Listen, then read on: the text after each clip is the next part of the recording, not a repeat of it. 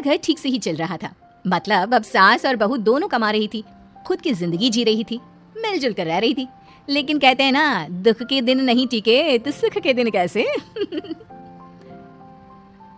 अरे मंगलू, कहाँ है? कितने दिनों से गांव नहीं आया माँ की खोज खबर लेने। तभी मीना आ जाती है। अरे दादी साहब, कैसे आना हुआ? बताया नहीं हम स्टेशन आ जाते। ये बोलते हुए मीना अपनी दादी सास के पैर छूने के लिए झुकती है कि दादी सास जोर की लात मारती है। मेरी आई कैसे आना हुआ? मेरे पति का मकान है ये। और तेरे बाप ने क्या दिया जो तू पूछ रही है, हैं? और ये क्या पहना है? न साड़ी न सर पर पल्लू, बात बात पर जबान खुलती है। दादी सास बोलना रोक ही नहीं रही थी। मीना को गुस्सा आने ही वाला होता है कि उसकी सास आ जाती है। क्या बात है मीना, कौन चिल्ला रहा है? मैं हूँ मंगलू की दुल्हन। बहुत चपर चपर कर रही है ये मीना बहू। इसकी जुबान पर लगाम लगवा ले। मम्मी जी, मेरी बहू है, घोड़ा थोड़ी ना है जो लगाम लगवा दूं। तभी वहाँ मंगलू यानी कि मीना का ससुर आ जाता है और मीना की सास को एक जोर का तमाचा लगा देता है। वाह, जुम्मा 2 दिन हुआ नहीं कमाना शुरू किए, मेरी माँ के सामने होशियार बन रही है। मैंने बुलाया है माँ को, ये रहेंगी तो कम से कम इस घर की औरतें औकात में रहेगी। अरे जब से कमा रही है सर पर चढ़कर नाच रही है। चिंता ना कर मंगलू, मैं आ गई हूँ ना। दोनों को लाइन में लगा कर रखूंगी। दोनों बहू ने मेरे मंगलू की जिंदगी खराब कर रखी है। तभी वहाँ पोता यानी कि मीना का पति आ जाता है। पोता जो कि दादी का दीवाना था। दादी मुझे क्यों नहीं बताया कि आप आने वाले हैं? मैं गांव आ जाता कार लेकर आपको लेने। अरे तू तो जानता ही है, कार में बैठ नहीं पाती। पता नहीं बहुत दिनों से लग रहा था कि तू और मंगलू परेशान है। आज मन नहीं माना तो आ ही गई मैं। देख यहाँ आकर पता लग रहा है। क्या पता लग रहा है दादी? यहाँ तो सब ठीक है, किसी को कोई परेशानी नहीं है। क्यों माँ, क्यों मीना, क्या हो गया? इन दोनों को क्यों परेशानी होगी? इन लोगों ने तो परेशान करके रखा है। माँ और मीना के बारे में कैसी बात कर रहे हैं पापा? क्या हो जाता है आपको रह रहकर? तू तो खाना बना बना कर बेशर्म हो गया है, लेकिन मैं नहीं। मेरी माँ आ गई है अब इस घर में। अब यहाँ सब वैसे ही रहेंगे जैसा मैं चाहता हूँ। देख मंगलू, तेरी बहू काम करती है तो मुझे कोई लेना देना नहीं है, लेकिन मेरी बहू कोई दर्जी का काम नहीं करेगी। साफ साफ बोल रही हैं। लेकिन दादी साहब, वो तो बहुत अच्छा बुटीक चला रही हैं। बहुत अच्छा चला रही है, लेकिन हम लोगों ने अपने घर की बहू से ना काम नहीं करवाना। अरे इसके बाप को शादी के वक्त ही बोल दिया था। और इसके बाप जिन्होंने दहेज में एक साइकिल दी थी ना, कैसे हाथ जोड़कर कह रहा था, मेरी बेटी आपके घर आ गई, इससे सौभाग्य कुछ नहीं। अब देखो इसकी बेटी बहू आ जाने के बाद सर पर चढ़ रही है मेरे मंगलू के। मीना जो कि सास की बुराई सुनकर परेशान हो जाती है। दादी साहब, छोटा मुंह बड़ी बात। लेकिन क्या पिताजी ने आपको बताया नहीं?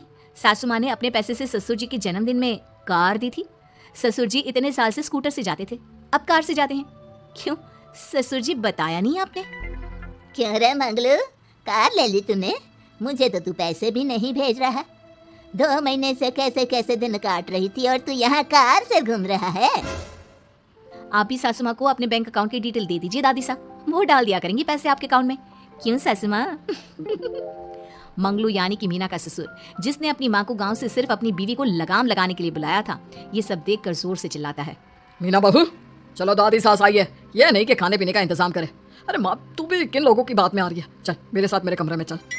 ससुर अपनी माँ को लेकर कमरे में चला जाता है और दोनों बैठकर वैसे ही पंचायत शुरू कर देते हैं, जैसे कोई बहू अपनी माँ से सास की बुराई कर रही हो। देख मंगलू, गलती तो तेरी ही है जो तूने घर की जनानियों को काम के लिए बाहर निकाला। दूसरे तेरे पापा को देखा था, कभी मुझसे फालतू बोलते। अरे मरते दम तक तेरा बाप मेरी मुट्ठी में रहा है, यही सिखाया था मैंने तुझे। क्या बोलूं माँ, जब से ये मीना बहू घर आई है ना, इसने घर का सारा इतिहास भूगोल बदल कर रख दिया है। उस तितली से तो मैं बाद में निपटूंगी, पहले तेरी वाली को तो ठीक कर दूं। अरे बहू क्या आ गई, खुद को टाटा अंबानी समझने लगी है। माँ देख, जो भी हो, इस बात को याद रखना कि हमारे घर की परंपरा क्या है। औरतों का औकात में रहना जरूरी है। अरे बहू के साथ मिलकर माँ ये बहुत उड़ती रहती है। बेटा देख, गलती तो तेरी भी है, क्यों तूने इसे काम करने की छूट दी? मारना भी कम कर दिया है तूने इसे, वरना पहले आती थी तो बहू का कोई ना कोई हिस्सा सूजा हुआ या काला ही दिखता था। देख कर तसल्ली मिलती थी कि तूने कंट्रोल कर रखा है। इस बार तो काला और सूजा छोड़, अच्छी खासी चमकती दिख रही है ये। अब क्या बताऊँ माँ, गलती तो हो गई है। हाँ, वो कार देख कर पिघल गया होगा ना तू। अरे बेटा, औरतों को मुट्ठी में रखा कर। शान की साइकिल ज्यादा अच्छी कुत्ता बनकर कार चलाने से, समझा? मीना का ससुर अपनी माँ की बात को सुन रहा था। बस माँ, जो गलती हो गई मिट्टी डाल उस पर। अब बस तू ना घर पहले जैसा करके जाना। ये सब ना बहू का किया धरा है, समझी? मतलब बहू को ठीक करना है तो बहू को लगाम लगाना होगा। ठीक है। दोनों माँ बेटा बातें करके सो जाते हैं। सोने के बाद अगली सुबह मंगलू की बीवी यानी कि मीना की सास, माँ जी उठिए, ये लीजिए गर्म पानी और ये दातुन। चलिए, तो याद रहा तुझे, वरना मैंने तो सोचा था कि बहू के चक्कर में पागल ही हो गई होगी। बिल्कुल। अरे बहू के चक्कर में पागल होने का क्या मतलब होता है माँ जी? उसने मुझे मेरे पैरों पर खड़ा होना सिखाया है। मैं तो कहती हूँ उसके जैसी मेरी बेटी होती ना तो शायद मैं बहुत पहले जीवन का मतलब समझ चुकी होती।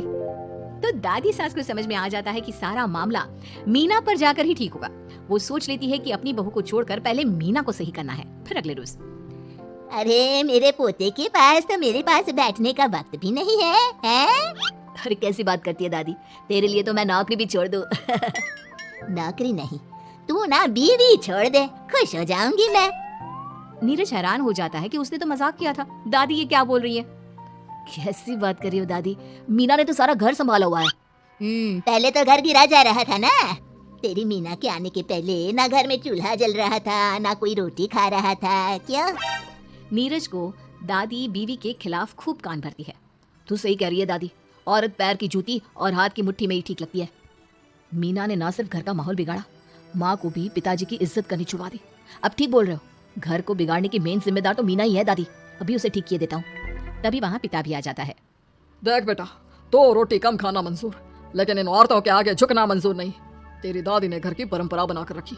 मजाल कि मेरा बाप मेरी माँ के सामने कुछ कह लेता। पर पापा, एक बात पूछनी थी। रहने बेटा, तू ना कंफ्यूज है जीवन में, तू ना कंट्रोल कर पाएगा अपनी जनाने को। मंगलू, मेरी तो टिकट ही करा दे गाँव की। तुम लोगों के घर तो मर्दों की कोई इज्जत ही ना है, और ये मेरे घर की परंपरा ना है। मैं चली। अरे ना दादी, मैं तो बस देख अब मैं कैसे कंट्रोल करता हूँ इसे कल। फिर अगले रोज मीना ऑफिस के लिए तैयार हो रही थी कि देख मीना, आज मेरे दफ्तर से कुछ लोग खाने के लिए आ रहे हैं, तो शाम के खाने में। लेकिन आज तो मेरी मीटिंग है, फिर घर आने में मुझे देर हो जाएगी। तो मैं क्या करूँ? बोला ना शाम को खाना बनाना है तो बनाना है, समझी? मीना को पति की बात अजीब लगती है, पर वो दादी सास के सामने कोई भी ड्रामा क्रिएट करना नहीं चाहती थी। ठीक है, मैं शाम को जल्दी आ जाऊंगी। अच्छा क्या खाना है प्लीज जल्दी से बता दीजिए। पर बेटा तू तो। बहू सास को चुप रहने का इशारा करती है, लेकिन पोते को तो लड़ना था। वो मीना पर जोर से चिल्लाता है। मीना देख, ज्यादा हीरोइन मत बन। आज ऑफिस जा रही है तो जा, लेकिन सुन, तुरंत रिजाइन देकर घर आ जाना। ना मुझे तेरी कमाई चाहिए, ना ही तेरी नसीहत। आज से घर में वही होगा जो मैं चाहूंगा, समझी? अरे कैसे लैंग्वेज बोल रहे हो? ये तुम्हारी बोली नहीं है, कौन सिखा रहा है तुम्हें?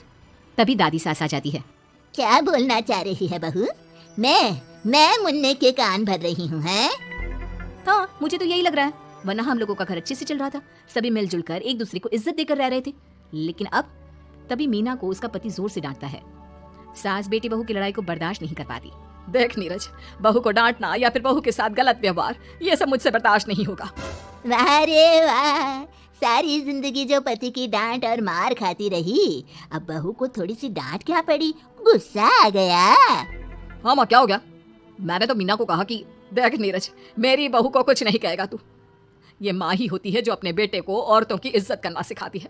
लेकिन कोई औरत अपने बेटे से बहू को मारना या डांटना सिखाए तो ये शर्म की बात है। मैं नहीं चाहती कि तू औरतों की इज्जत ना करे, जबकि मैं खुद एक औरत हूँ। दादी सास बहू की बात सुनकर शर्म से सर नीचे कर लेती है। सच कहा सासू माँ, एक रानी ही अपने बेटे को राजकुमार की तरह पालती है जो दूसरी औरतों का सम्मान करे। काश दादी सास भी पिताजी को अच्छे संस्कार दे पाती। मीना की बात सुनकर दादी सास उन लोगों से माफी मांगती है। मैं समझ गई बहू, औरतों की बेइज्जती करने को घर की परंपरा समझती थी, झूठी शान समझती थी। वो सब गलत है। औरतों की इज्जत से घर में माँ लक्ष्मी और सरस्वती का वास होता है।